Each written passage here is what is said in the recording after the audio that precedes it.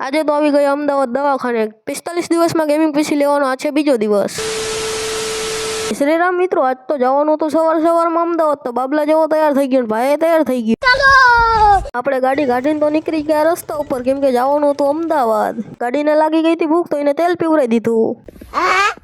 ગાડીએ ખાધું હોય ને આપણે ન ખાવી એવું તો બને જ નહીં, ઉભા રહી ગયા ઓનેસ્ટમાં ખાવા માટે, ખાઈને બ્લોગ બને નાખ્યો જો એટલે પછી તો ચા ની ઠપકારી નાખી, પાણીએ ઠપકારી નાખ્યું। નાસ્તો કરીને તો નીકળી ગયા અમદાવાદ જવા માટે, કેમ કે જવાનું હતું દવાખાને। સમજ ગયા? પછી તો અમદાવાદ સ્વચ્છ ને ગારા વાળું અમદાવાદ દેખાઈ ગયું, હાલે લે।